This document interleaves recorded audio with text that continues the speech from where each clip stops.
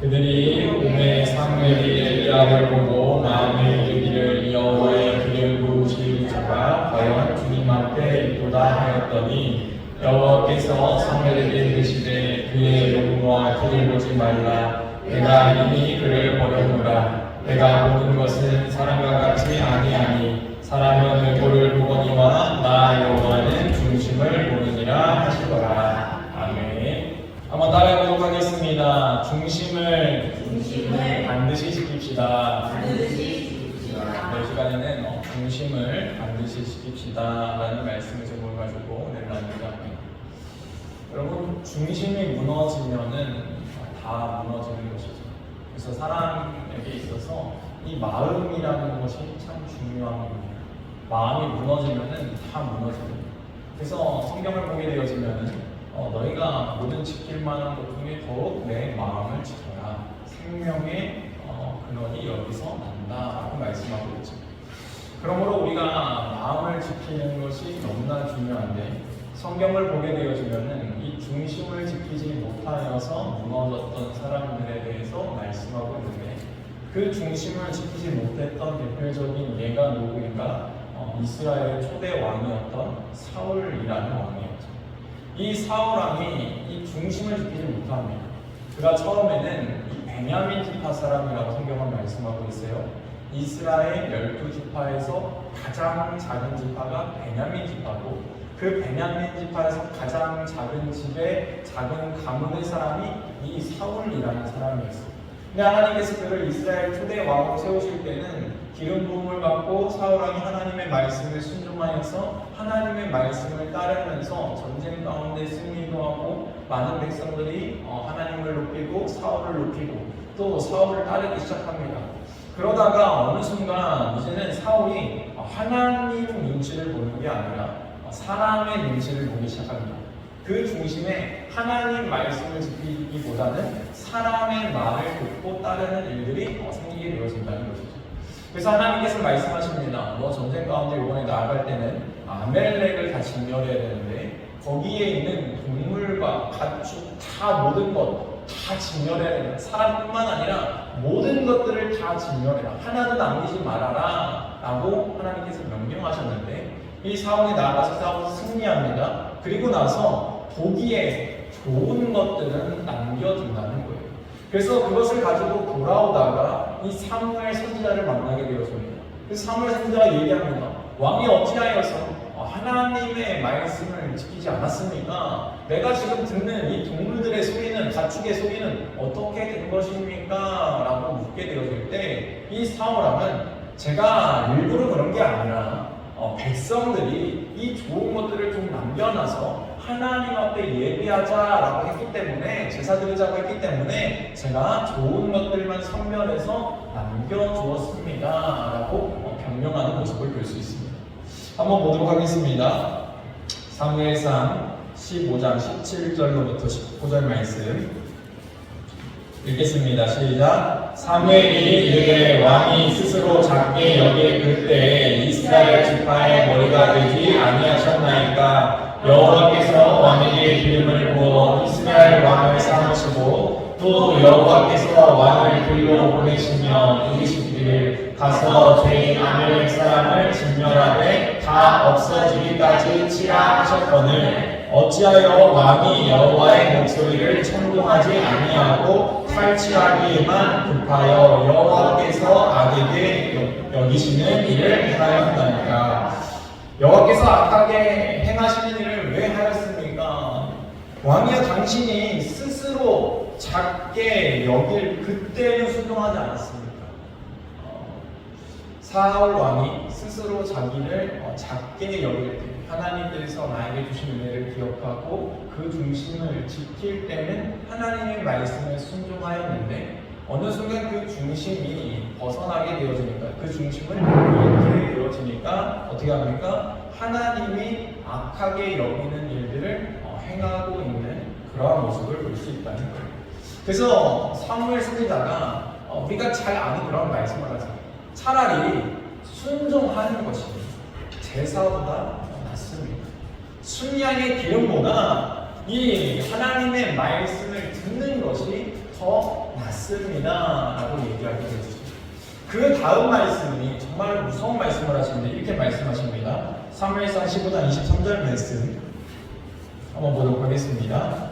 읽겠습니다. 시작. 이는 거역하는 것은 정치인 죄와 같고 완고한 것은 사실 우상에게 절하는 죄와 같습니다. 왕이 여호와의 말씀을 버렸으므로 여호와께서도 왕을 버려 왕이 되지 못하게 하셨나이다. 거역하는 것, 듣지 않는 것은 점치는 죄와 같다. 그리고 완고한 고집, 하나님의 말씀이 주어졌음에도 불구하고 듣지 않는, 돌이키지 않는, 회개하지 않는 그 완고함은 우상숭배와 같다. 그러므로 왕이 지금 우상숭배하고 있고 점치는 죄를 하는 것보다 더 큰 죄를 지고 있는데, 그래서 왕이 하나님의 말씀을 버렸으므로 하나님도 당신을 버렸습니다 라고 얘기하게 되어지는 것이죠. 여러분, 왕의 권위는 어디서 나오는 것입니까? 이스라엘의 왕이요, 하나님이 세우신 왕이에요. 하나님께서 기름을 부어주셔야 왕의 권위가 있는 것이죠. 그러니까 지금 사울은 이제는 이 겉만 이 왕의 모습을 띠고 있지, 하나님은 이미 그를 떠나서 그와 함께하지 않는다는 거예요. 이 이야기를 듣고 이 이야기를 전했을 사무엘은 가슴이 미어지는 것이죠. 내가 왕을 위하여서 얼마나 기도했고, 또 사무엘은 특히 하나님께서 사사를 인도하실 때 이 사무엘이 원래는 사사로서 모든 일들을 감당했었는데, 왕의 일까지 감당했었는데, 하나님께서 이스라엘 백성들이 왕을 원하니까 왕을 세우라고 해서 왕을 세워놨더니 결국엔 이런 문제가 생기니까 얼마나 더 슬펐겠습니까? 그래서 하나님을 계속 기도하는 거예요. 그런데 하나님께서 이미 왕을 떠났기 때문에, 왕을 버렸기 때문에 다시는 사울과 마주하지 않는다라고 성경은 말씀하고 있습니다. 그 말씀이 35절 말씀입니다. 사무엘상 15장 35절 말씀 읽겠습니다. 시작. 사무엘이 죽는 날까지 사울을 다시 가서 보지 아니하였으니 이는 그가 사울을 위하여 슬퍼함이었고 여호와께서는 사울을 이스라엘 왕으로 삼으신 것을 후회하셨더라. 다시는 안 보는데 하나님은 뭐하고 있어요? 후회하고 계시는 거예요. 그러니까 이 사무엘도 너무나 슬퍼가지고 울면서 기도하고 있었다는 거예요. 그렇게 기도하고 있는 사무엘에게 하나님께서 찾아오셔서 이렇게 말씀하십니다. 그것이 오늘 사무엘상 16장 본문의 말씀이에요. 1절 말씀 보도록 하겠습니다. 1절 말씀 읽겠습니다. 시작. 여호와께서 사무엘에게 이르시되 내가 이미 사울을 버려 이스라엘 왕이 되지 못하게 하였거늘 내가 그를 위하여 언제까지 슬퍼하겠느냐. 너는 뿔에 기름을 채워가지고 가라. 내가 너를 베들레헴 사람 이새에게로 보내리니 이는 내가 그의 아들 중에서 한 왕을 보았느니라 하시는지라. 아멘. 하나님께서는 지금 슬퍼하고 있는 이 사무엘을 찾아가서 그만 슬퍼해라. 언제까지 슬퍼할 것이냐라고 말씀하고 있어요. 여러분, 사람은 실패할 수 있죠. 그래서 우리는 그 실패가 우리에게 찾아오게 되어지면 이 실패 때문에 끝났다라고 생각해서 우리가 모든 것을 포기하는 경우가 있습니다. 그러나 사람의 실패가 하나님의 실패는 아니시라는 거예요. 하나님께서 사울왕을 세웠다가 그 사울왕이 결국에는 실패한 인생처럼 되고 맙니다. 그런데 하나님 보시기에는 그것은 실패가 아니라 하나님께서는 또 다른 계획을 가지고 또 다른 일을 이루고 가고 계셨다는 거예요. 그 사람이 누구예요? 다윗이라는 사람이죠. 다윗을 준비하셔서 하나님의 또 다른 일을 행하고 계시다는 거예요. 여러분, 우리의 중심이 무너지게 되어지면은, 이 중심을 바로 세우지 못하게 되어지면은 하나님의 촛대가 옮겨질 수도 있다는 사실을 기억해야 된다. 난 하나님께 은혜 받고 하나님이 나를 사랑하시고 하나님께서 나에게 은혜를 주셨죠. 그래요. 근데 그 은혜 가운데 살아가는데, 만약에 내가 그 은혜 가운데 살아가다가 중심을 지키지 못할 때는 하나님은 때로는 그 촛대를 옮기실 수도 있다는 거예요. 은혜를 거두어 가실 수도 있다는 거예요. 하나님과 함께하는 것이 형통이지 하나님과 함께하지 않는 형통은 저주가 되고 많아진다는 거예요. 여러분, 요셉의 인생을 보세요. 요셉은 성경을 보게 되면 형통하였다 말할 때 하나님과 함께 함으로 형통했다는 거예요. 그가 노예로 팔려가고 그가 감옥에 있는데 왜 하나님과 형통하다고 얘기합니까? 그가 하나님과 함께 하였기 때문에 형통하다라고 말하는 거예요. 하나님과 함께하는 그 형통한 인생 결국 어떻게 되는가? 하나님께서 그를 끝까지 붙잡아 주셔서 그를 세워주시고 인도하시고 내가 어떻게 너를 인도했는가 그 사실을 깨닫게 하신다는 것이죠. 그래서 결국 그 입술을 통하여서 하나님께 영광 올려드리고 찬양하게 만드는 입술로 삼아 주신다는 거예요. 그러므로 우리가 우리의 삶 가운데 어떠한 고난이 오고 어떠한 어려움이 찾아왔을 때 이것이 왜 왔는가 분명히 알아야 된다는 거예요. 분별할 줄 알아야 된다는 거예요. 영적으로 깨어 있어야 분별할 수 있는 거예요. 사울 왕이 지금 사무엘을 통해서 처음에 어찌 이 가축들을 남겨두었습니까? 왜 이걸 다 진멸하지 않았습니까? 라고 만약에 들었을 때 그때 무릎 꿇고 회개하고 잘못했다라고 하면서 그 자리에서 그 일들을 행했다라고 한다면은 이렇게까지 되지 않았을 거예요. 그런데 그 마음은 뭐가 있어요? 완고함이 있는 거예요. 아니 내가 그래서 그런 게 아니라니까요. 백성들이 원했다니까요. 그는 이미 하나님의 말씀보다 백성들이 어떻게 나를 평가하는가가 더 중요했다는 거예요. 그러나 하나님은 뭐라고 말씀합니까? 네 인생은 사람의 평가보다 내가 너를 어떻게 평가하는 게 더 중요한 거야 라는 것을 분명히 알려주신다는 거예요. 중심에 그것이 없으면 절대로 안 돼 라고 말씀해주고 있다는 것이죠. 하나님께서 결국에는 그 중심을 잃어버렸던 사울을 떠나서 하나님께서는 새 왕을 내가 세우겠다. 이제 그만 사울을 위해서 슬퍼하고 내가 행할 새 일을 위하여서 너는 나아가는 인생이 되라 라고 말씀하고 있습니다. 미가서 5장 2절 말씀 보도록 하겠습니다. 미가서 5장 2절 말씀 읽겠습니다. 시작. 베들레헴 에브라다야 너는 유다 족속 중에 작을지라도 이스라엘을 다스릴 자가 내게서 내게로 나올 것이다. 그의 근본은 상고의 영혼에 있느니라. 이 베들레헴은 작은 고을이라고 말씀하고 있죠. 지금 하나님께서 어디로 보냅니까? 베들레헴으로 이 사무엘을 보내는 것을 볼 수가 있어요. 하나님께서는 어디서 지금 왕을 찾으셨다는 거예요? 작은 마을에서 찾았다는 거예요. 앞에서 사울은 어디서 찾았습니까? 12지파에서 가장 작은 지파에서 가장 작은 집안의 사람을 들어 사용했죠. 이번엔 하나님께서 작은 마을에 있는 그 시골에 있는 사람을 들어 사용하겠다라고 말씀하고 있는 거예요. 여러분 그러므로 내가 크고 작고가 중요한 게 아니에요. 내가 작을지라도 하나님께서 들어 사용하시면은 내가 작은 고을자라고 작은 지파라 할지라도 하나님께서 위대한 왕으로 만들어 주실 수 있다는 것이죠. 하나님은 그러할 힘이 능히 있으신 분이시라는 사실을 믿으시기 바랍니다. 이새는 누구입니까? 이새는 보아스와 룻 사이에 나왔던 아들이에요. 이 보아스와 룻 그리고 이새 그 집안은 누가 태어나죠? 다윗 그리고 그 혈통에서 누가 있습니까? 예수 그리스도. 하나님께서는 지금 그 혈통을 통해서 보잘것없는 혈통이었지만 보아스와 룻은 이방인입니다. 이방 여인이에요. 이 이방 여인과 결혼해서 낳았던 그 아들 이새입니다. 그러니까 주위에 특히 자기의 민족성을 강하게 주장하는 유대인들에게는 얼마나 놀림거리가 되겠습니까? 그래서 시골 변방에서 베들레헴이라는 조그만 이 마을에서 살아가고 있었다는 거예요. 그렇게 살아가고 있는 그 인생에 하나님께서 찾아오셔서 하나님께서 그 아들 중에서 이 마지막 막내 아들이었던 다윗에게 기름을 부어주신다는 거예요. 23절 말씀 보도록 하겠습니다. 23절 말씀 읽겠습니다. 시작. 사무엘이 이르되 내가 어찌 갈 수 있으리까 사울이 분명 나를 죽이리이다 하니 여호와께서 이르시되 너는 암송아지를 끌고 가서 말하기를 내가 여호와께 제사를 드리러 왔다 하고 이새를 제사에 청하나 내가 내게 행할 일을 가르치리니 내가 내게 알게 하는 자에게 나를 위하여 기름을 부을지니라. 아멘.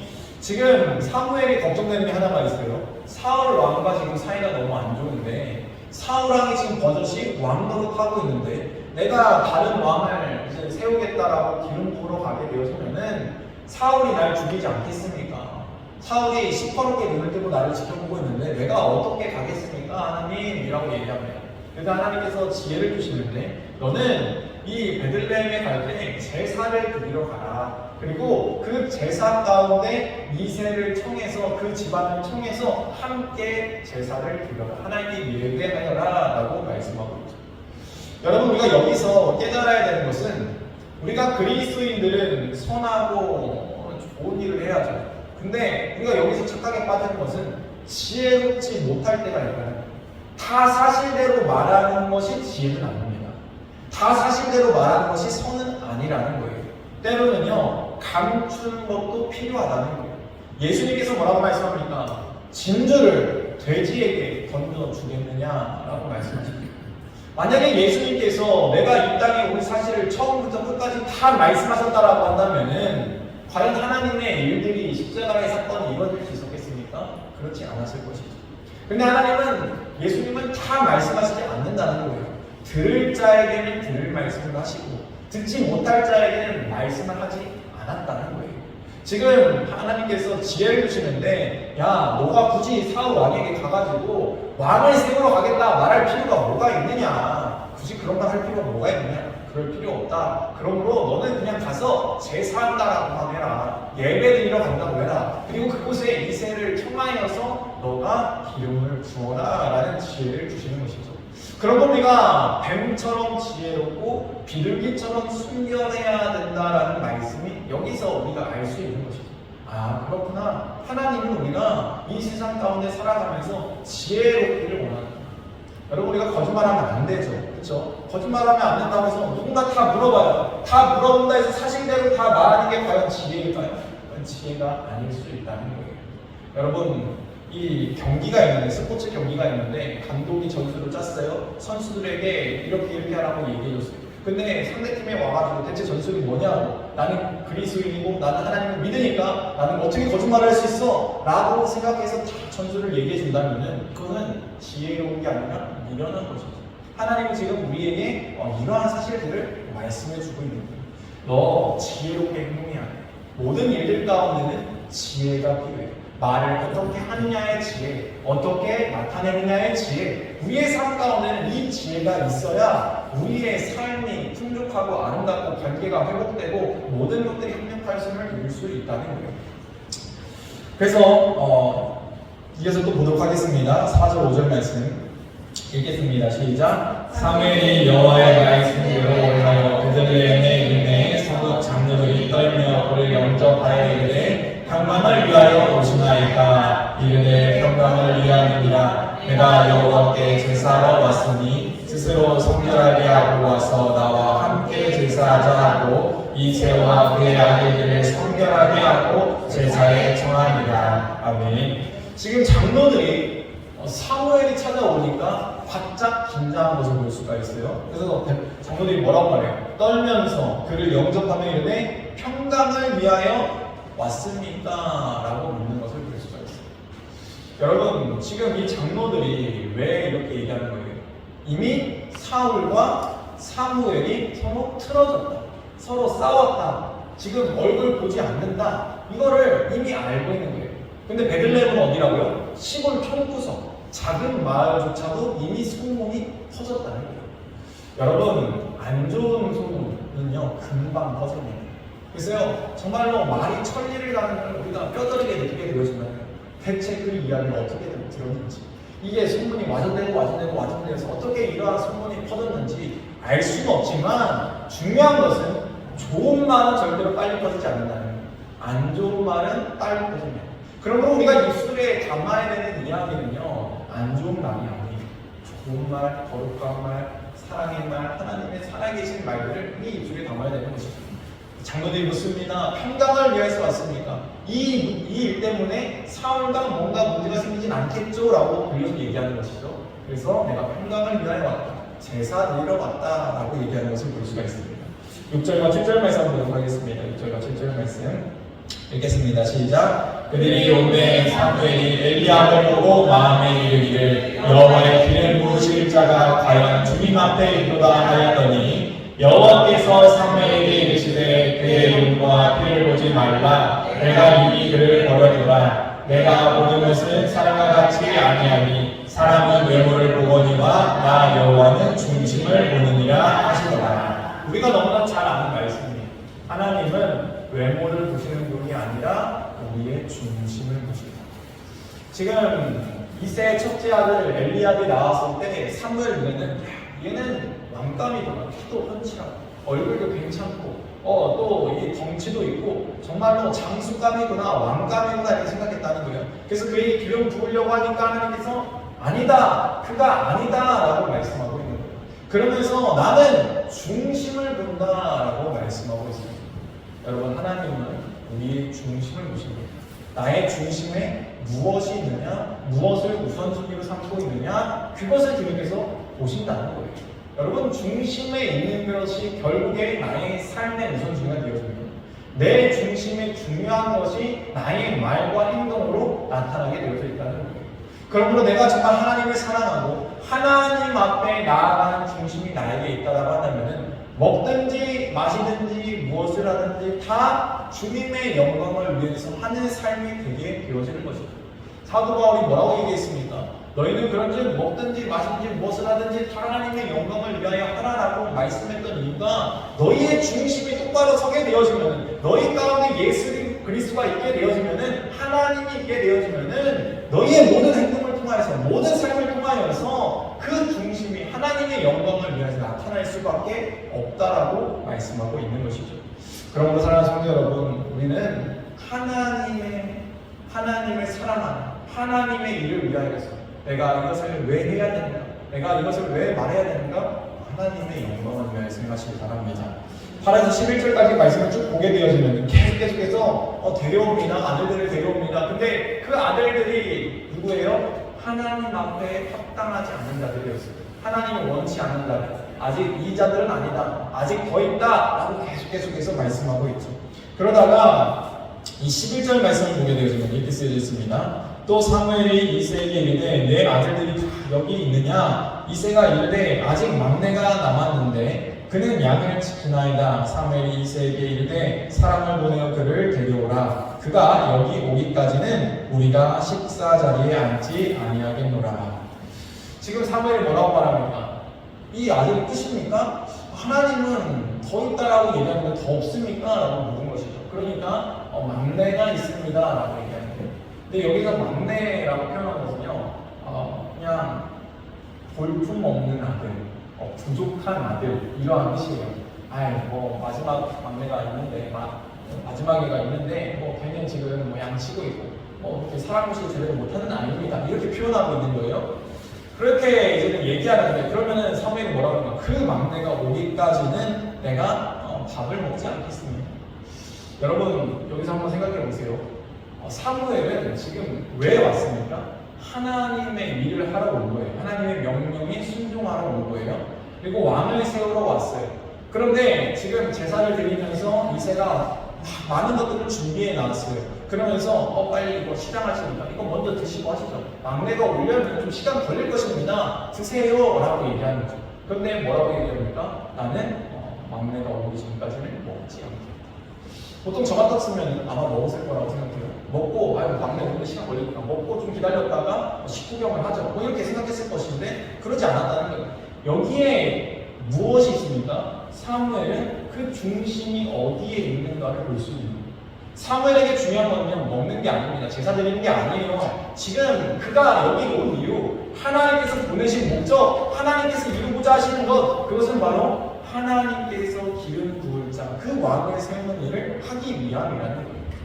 우리가 음식을 차리다 보면요, 음식 차렸을 때 빨리 와서 안 먹으면 화가 나는 경우가 있어요. 그렇죠? 이거 다 식는데 빨리 와서 먹어야죠. 저도 이제 와이프가 그렇게 얘기할 때도 있고, 저도 만약에 이렇게 아이들한테 음식을 해주면 아이들이 빨리 와서 먹어야지, 이거 다 먹는데 막 놀고 있으면 화가 납니다. 빨리 와서 먹어, 다 식어, 이렇게 얘기합니다. 그런데 우리가 기억해야 될 것은 무엇인가? 먹는 것보다 더 중요한 것이 분명하게 있다는 거예요. 그것이 무엇인가? 하나님의 일이라는 거예요. 여러분, 때로는 먹는 것보다 하나님의 일을 하는 것을 중요하다는 것을 생각하시기 바랍니다. 다시 말하면 육신의 일을 하는 것보다 영적인 일을 하는 것이 중요하다는 거예요. 이것을 놓치게 되어지면은 우리의 중심이 무너질 수 있다는 거예요. 우리가 살아가면서 우리는 육적으로 살아갈 수밖에 없는 존재들이죠. 그러나 우리는 육적인 사람입니까? 아니요. 영에 속하는 사람이에요. 하늘나라 저 천국에 속하여 있는 사람들이에요. 그러므로 우리의 가치관은 육적인 일에 매여서는 안 되고 영적인 일을 바라보고 영적인 것을 성취하면서 살아가야 된다는 거예요. 그러기 위해서 우리가 하나님의 자녀로 하나님의 백성으로 부름을 받았다는 것이죠. 12에서 13절 말씀 보도록 하겠습니다. 읽겠습니다. 시작. 이에 사람을 보내어 그를 데려오매 붉고 눈이 빼어나고 얼굴이 아름답더라. 여호와께서 이르시되 네가 그니 일어나 기름을 부으라 하시는지라. 사무엘이 기름 꿀병을 가져다가 그의 형제 중에서 그에게 부었더니 이날 이후로 다윗이 여호와의 영에게 크게 감동되니라. 사무엘이 떠나서 라마로 가니라. 아멘. 그렇습니다. 하나님께서 이제는 다윗에게 기름을 붓게 하시고 그 다윗에게 하나님의 영을 부어주셔서 하나님의 영에 크게 감동되었다라고 말씀하고 있습니다. 여러분 구약시대를 보게 되어지면 하나님께서 쓰시는 자는 하나님의 영을 부어주셔서 사용하셨습니다.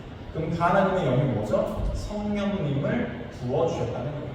그럼 신약시대에 와서 어떻게 됩니까? 신약시대에 와서 예수님이 언제 활동하기 시작합니까? 예수님께 성령이 부어진 다음부터 예수님은 공생의 사역을 시작하셨습니다. 그리고 제자들은 언제 변화돼서 그 일들을 행하였습니까? 제자들이 마가의 다락방에 모여서 열심히 기도하다가 성령 충만함을 받았을 때 제자들이 변화받아서 나가서 이제는 예수 그리스도를 전하기 시작했다는 거예요.